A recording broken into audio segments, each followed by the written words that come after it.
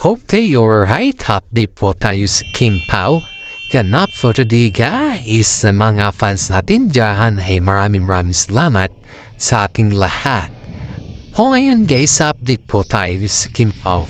Ganap for today guys dahil ang Kim Pao po ay pumunta sa Dubai at may involved po sila ayon sa ating legit na sources. Wow, sarap naman sa pakiramdam guys na nandun ang Kim Pao sa Dubai. Yun po ay ang result po kung bakit sila nandun ay para ibahagi ang movie nila na My Love Will Disappear para panoorin din sa Dubai. Siyempre, ang Dubai kasi guys is pag ibang country na kasi yung manonood, iba naman kasi yun. Pero at least na ganun guys, kita naman na reality nila dito. Ang dami kapag-sipong nagsasabi na bihira lang bumibisita sila Kim Jong at si Paolo Avellino sa Dubai kung saan po ay may gaganapin ng world tour. Hindi lang po yan para i-impuso po yung pelikula nila My Love Will Disappear guys. Sa ngayon guys ha, ang daming nagsasabi kung bakit hindi daw kasama ni Paolo Avellino ang nanay niya. Kasi nga po, request kasi ng kanyang nanay ay sumama din. Kaso nga lang kasi, ang management po ay hindi na pinasama dahil nga kasi ang daming mga bisita at baka siguro yung magaganap kasi dun is talagang pang business lang. Kaya po naman ay hindi na pinilit ni mami ni Paolo na sumama sa kanila kasi siyempre po naiintindihan niya naman talaga yun at saka hindi naman issue yun para sa kanya. Haba, ibang topic na naman tayo guys. Ito na tayo guys yung dun sa Dubai guys sobrang init ng pagtanggap sa Kim Pao. Halos lahat po ay naiinitan sa pagtanggap sa kanila kasi dun po sila nakikita or makita yung actual na footage. Ang Kim Pao hindi lamang po mapa cellphone lang, mapa TV lang, or kung ano man dyan, ay ito po ay personal. Saka ayon din dito sa ating legit na sources guys ha. Kaya nila minabuti or minarapat na sa Dubai sila mag-endorse din ng kanilang movie dahil nakikita kasi nila na ang daming mga Pilipino sa Dubai na tumatangkilik at tumatanggap sa kanilang comeback. Ito po yung sinasabi natin na they are so blessed kasi bihira lang po yung tampalan na tinatangkilik ng mga kapwa mong Pinoy at sila po ay number 1 fans ng mga tampalan. At you know guys may mga issues po tayo na panggitin sa akin. Bago pala sila pumunta sa Dubai, nagkaroon pala ng alitan sila Paolo Avellino at ang isang actress na kung saan ay si Paolo kasi guys may misunderstanding sila ng kanyang friendship kaya ayaw ko nang magpanggit kung sino yung friendship ngayon or kung ano yung kaugnayan kay Paolo or whatsoever guys. Basta yun po, may misunderstanding sila ng kanyang friendship pero yung kanyang friendship man is very close naman din sa mga cousin ata ni Pao. Pero at the same time lang guys yung dito sa ating legit sources ay yung rason lang daw ng hindi rin napagkaintindihan ay yung hindi daw sumama si Paolo Avellino sa drinking o sa banding nilang siyempre guys, iniisip kasi ni Paolo Avellino sa artist may mga moment in kasi na pwede mo namang i-refuse yung mga invitation sa iyo lalo't may trabaho ka kinagpasan, diba? At ang hindi na intindihan ng kanyang friendship ay yung umiiwas daw si Paolo dahil daw kay Kim Chu kasi nga ayaw daw ni Kim Chu na makipagbarkada daw si Paolo sa mga hindi alam yung limitasyon. Pero hindi naman daw totoo yun guys na pinagpapawalan siya ni Kim Chu uminupon makipagbarkada sa mga dating ng kaibigan dahil po Si Kim Chu ay gusto po niyang may mga kaibigan din si Paolo Avellino na yung dati ba yung magiging friendship pa sila.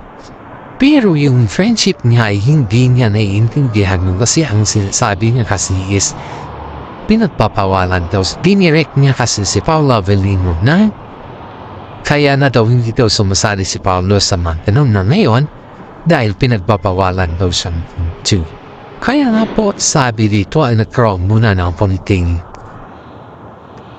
konting hindi pagkaintindihan. Kaya muntik daw kumbaga is muntik na hindi natuloy yung kanilang tour sa Dubai sana. Dahil ginais pagawa ni Paolo yung kanyang friendship. At ngayon guys, alam niya ba yung balita kay Kim Chu na sinabi na tinitiis na lang daw ni Kim Chu si Paolo Avellino dahil for the sake lang ko sa kanilang paman.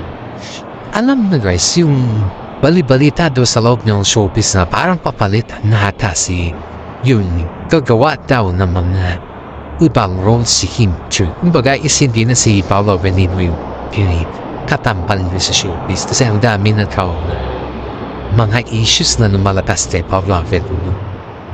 Yan daw yung nasa balibalita guys sa loob ng showbiz na napapalensehin ng daw niya na lahat. Pero alam nyo guys, yung balitang niya naman, hindi pa naman yan club at hindi pa naman yan, kumbaga, wala pa namang totoong idea dyan guys. Kundi ay yun lamang po yung kanilang opinion o yung mga pasihan sa mga nangyayari sa kapaligiran ni Paolo Avellino. You know guys ha, ang daming nagsasabi na si Paolo Avellino po ay parang ginagamit niya na lang si Kim Chu sa kanyang sariling interes dahil daw para makasuporta sa kanyang anak na si Aki. Kaya siya kapit tuko daw kay Kim Chu. Ang pakiramdam naman ng mga ibang fans guys na dun may depensa kay Paolo Avellino.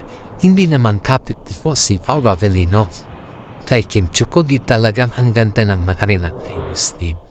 Pinipilit kasi nila iluugnay si Kim Chu sa isang young actor na kung saan nakitaan daw sila Kim Chu at yung si young actor ng chemistry. Yan yung sabi nila guys. Ang tanong ng mga netizen, paano naman yung chemistry nila Paolo Avellino at sa kasama Paolo Avellino at saka si Kim Chu kung yung siyang aktor ang dinibigin ng mga ayaw sa Kim Chu pagpata. Sige daw guys spotted daw kasi si Kim Chu na may kausap na yung aktor. Yung aktor na yung guys is bagong palabas na kata sa bagong likha lang na artista. Siguro nagkiusap yung mga aktor na kung ano yung mga technique kay Kim Chu dahil si Kim Chu po ay talagang alam naman din na 100% na siya na alam niya na talakalan ng showbiz. Kaya nga po sinabi ni Kim Chu dun na wala naman daw na mapakita sa kanila na young actor dahil ang young actor po ay nagtanong lang about kay Kim Chu kung ano yung mga pwede niyang gawin, pwede niyang pabuhin, or ano yung mga technique ba sa paano umarte. Siguro, ganun siguro yung mga tipong tanong niya kay Kim Chu. Kasi nga po, si Kim Chu naman ay isa sa mga artista na napaka-approachable niya guys. Marami dito mga netizen na nagsasabi na si Kim Chu ay kapag kinausap mo yan, hindi yan namimili ng tao na kakausapin. Ikaw ay bigyan niya talaga ng mga karapatan na kausapin rin niya bilang isang tao at hindi bilang isang artista. Ganun po kasi yung sistema ni Kim Chu guys.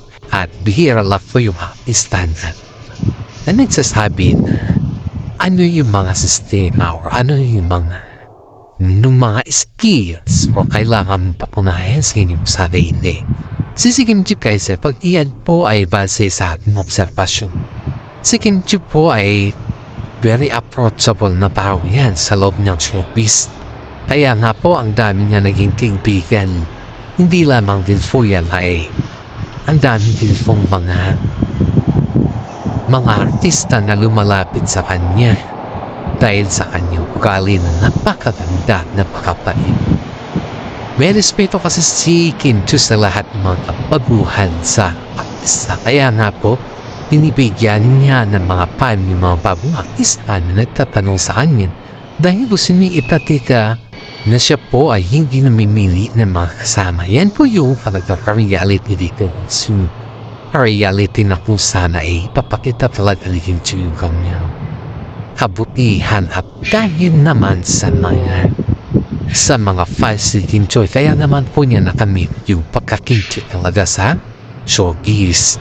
At dito po guys, na-appreciate po ng young actor ang mga idea at advices ni Kim Chiu sa kanya dahil si Kim Chiu lang daw po yung pwede niyang lapitan sa mga artista dahil si Kim Chiu po ay kahit anong ipatungo sa kanya yan, nandyan pa rin siya sumusuporta lalo't pag ikaw ay baguhan. Kaya nga po ang sabi ng management ni Kim Chiu, ipapatuloy lang ni Kim Chiu ang pagturo sa mga baguhan dahil ganyan din po siya noon at dyan din po siya nag-start. Kaya nga po yung mga bad comments na kung ganda daw ng chemistry nila Kim Chiu at yung young actor or something na parang nakaiba ba, parang naninibago ka, inun ba ay pinipilit na mga basis ni Kim Chiu na pinagdidiinan o ipagdidiinan ng lahat ng bagay sa kanila. Pero which is hindi, guys. Hindi dapat na pinagdidiinan o gawan ng issue yung mga ganun na bagay dahil wala naman talaga katotohanan yun. In fact nga po guys, si Kim Chiu po ay nagsabi na okay na si Paolo sa kanya, mabait si Paolo, at rin siya na ready na silang dalawa, yun na lang yung sa kanya. Kasi ang babae kasi guys, bigyan kasi nagtampo, ang hirap na kasi sobrang hirap na kasi yan suyuin. Depende na lang yun kung mabait yung sumuyo or paano yung taktika mo na sumuyo sa kanya. Kasi nga, ang pagtatampo kasi ng mga babae guys ay hindi sila nagtatampo sa mga maliit na bagay, hindi nagtatampo sila kung ano talaga yung rason ng pagtatampo. Ganun po yung nabisko natin na nakita natin sa mga babae ba na kung saan pinapakita talaga nila kung ano yung dahilan na kanilang pagtatampo. Kaya nga po sinabi po na mas mahalin po natin yung mga babae dahil tapat sila yan nagkampo at inayawan kanila yan. Wala na, diba? Ang hirap pa naman kasi siyuin pag yung mga babae talaga ito totally nagkampo na. Kaya yung mga kadalasan dito guys ay hindi nila pinapatagal yung tampo ng isang babae. Kaya si Kim Chiu po ay pag nakita ni Paolo Avellino na nagtatampo yan, aba, 100% guys na sinusuyo po yan ni Paolo Avellino kahit saan man. At kahit naman ano man yung sasabihin ni Kim Chiu or ni Paolo Avellino sa lahat ng bagay, nandiyan pa rin yung respeto nila sa isa't isa. You know guys, ang daming nagtataka or ang daming boto sa kanilang aktibidades ng Kim Pao sa ngayon dahil pinapakita kasi nila na totoo silang tao sa mga kanilang mga fans, sa kanilang mga kaibigan, barakada at higit sa lahat po ng kanilang mga kaibigan sa buhay guys. Kasi sipin mo to guys kung ikaw naman na tao ba or kung ikaw naman na yung may prinsipyo ka ba, nakikita mo naman talaga dun na yung tinatawag natin na responsibilidad bilang ikaw or bilang sa lahat. Dahil yung isang responsibilidad na bilang ikaw or bilang ikaw sa lahat ay makikita mo dun kung ano yung connection or kung ano yung kaugnayan ng mga nararating natin kung ano yung mga impact or kung ano yung mga naging accomplishment mo eh. At kung ano na yung tagumpay sa buhay, ay iyon po yung ina-appreciate natin at iyon din po ay binibigyan natin ng proud na salita. Kaya si Paolo Avellino at saka si Kim Chiu-sik, nakikita natin na ang layo na po ng kanilang narating sa buhay. Tayo lahat po na mga yan guys, sa atin po yan ang galing at pinaghihirapan din po nila yan. Hindi lamang po kundi bilang isang artista, kundi bilang isang tagapagmahal na fans natin or nila. Yan po yung mga bagay-bagay na hindi naman nila kayang bayaran sa atin yung ating sinuntun.